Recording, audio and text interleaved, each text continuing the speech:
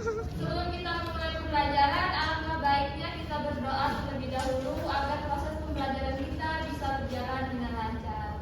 Ketua kelas, silakan pimpin doanya. Zani. Ya, berdoa dimulai.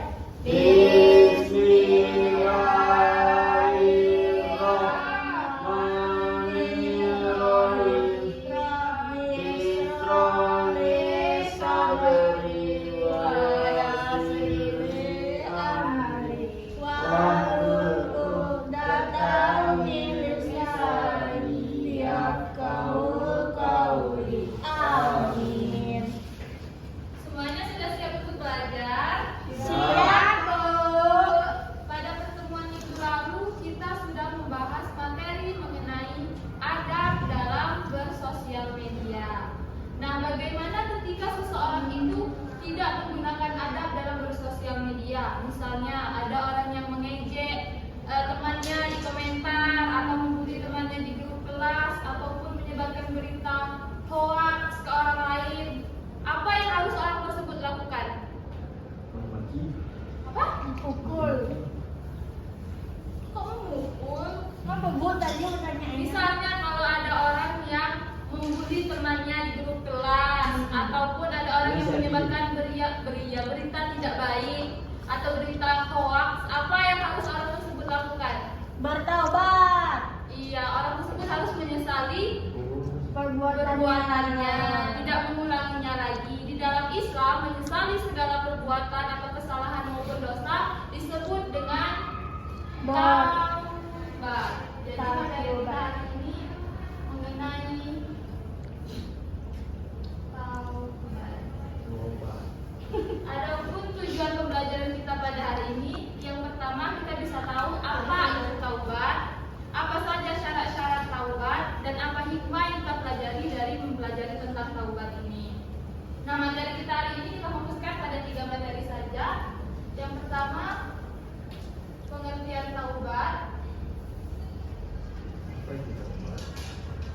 Yang kedua, syarat taubat.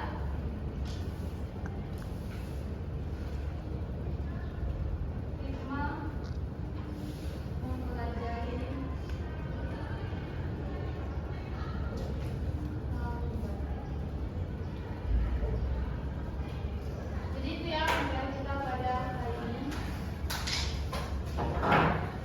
Anak-anak, sekarang perhatikan. Gelas ini keadaannya seperti apa?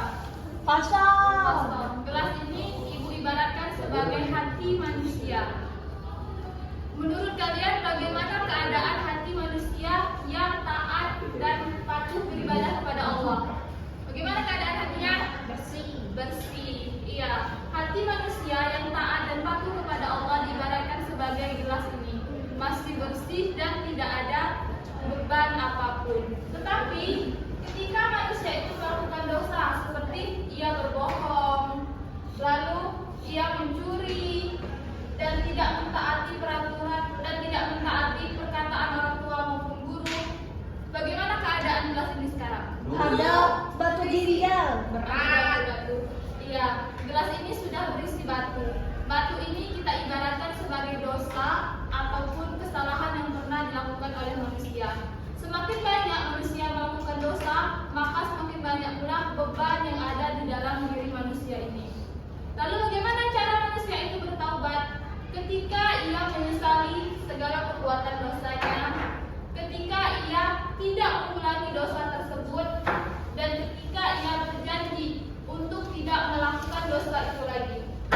Sekarang bagaimana keadaan gelas ini? Berdiri. Kosong. Kosong, iya. Keadaan gelas ini sudah kosong karena batu-batunya sudah kita keluarkan. Begitu juga ketika manusia bertaubat, maka hatinya akan kembali bersih dan tidak ada beban sedikit pun. Karena apa?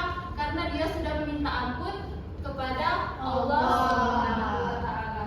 Jadi, hikmah kita mempelajari tentang taubat hari ini, ketika kita menyesali segala perbuatan maupun kesalahan ataupun dosa yang kita lakukan, maka kita akan mendapatkan ampunan dari Allah Subhanahu wa Ta'ala.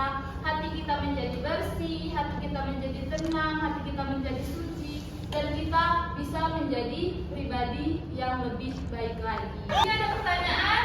Tidak ada, Bu. Sudah paham semua? Sudah, Bu.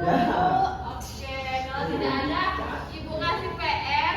Kalian tuliskan satu pengalaman kalian pernah melakukan kesalahan apa saja yang kalian sesali. Lalu bagaimana cara kalian bertaubat atas kesalahan tersebut, oke? Oke, Bu. Paham? Paham, Bu. Kalau begitu kita cukupkan pembelajaran kita pada siang hari ini. Lebih dan kurangnya Ibu mohon maaf dan Ibu akhiri. Wassalamualaikum